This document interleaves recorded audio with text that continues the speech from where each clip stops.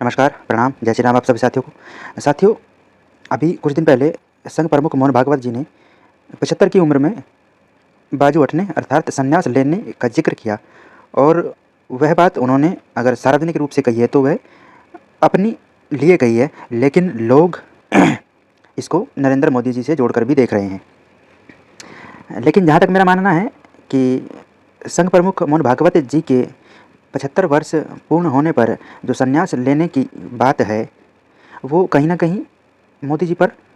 नैतिक दबाव बनाने का एक प्रयास है। क्योंकि संघ की बात अब गुजरात लोबी मानने वाली नहीं है। संघ की बात और ये जो खटपटें पिछले 3 सालों से चली आ रही है, जो अब सार्वजनिक रूप से सभी के सामने आ गई है। इसलिए संघ चाहता तो है कि मोदी साहब केंद्र की सत्ता से दूर हों,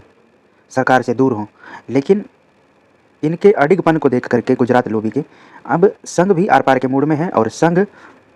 ने इसलिए सर्वप्रथम अपने इस्तीफे की उन्होंने बात की, अपने संन्यास की बात की और 11 सितंबर 2025 को वो अपने पद से त्यागपत्र दे देंगे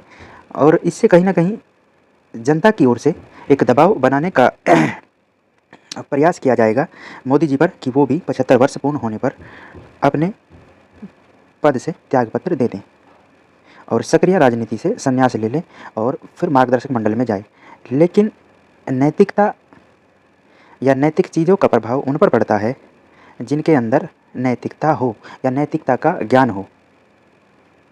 गुजरात लोबी के अंदर नैतिकता नहीं है, नैतिकता का ज्ञान नहीं है और इस बात का प्रमाण यह है कि अगर इनके अंदर नैतिकता होती तो देश में इतने बड़े बड़े हादसे हो जाने के बाद भी किसी इनके एक व्यक्ति का इस्तीफा नहीं आया। इस बात का यह सबसे बड़ा प्रमाण है कि इनके अंदर नैतिकता नहीं है। लेकिन फिर भी संघ अपने संघ प्रमुख मोहन भागवत जी अपने पद का त्याग कर करके इनके ऊपर दबाव बनाने का प्रयास कर रहे हैं, जो कि सफल नहीं होने वाला है। इस बात का इनके ऊपर कोई प्रभाव नहीं पड़ना है और यह उस समय तक जनता को उतने भारी संकट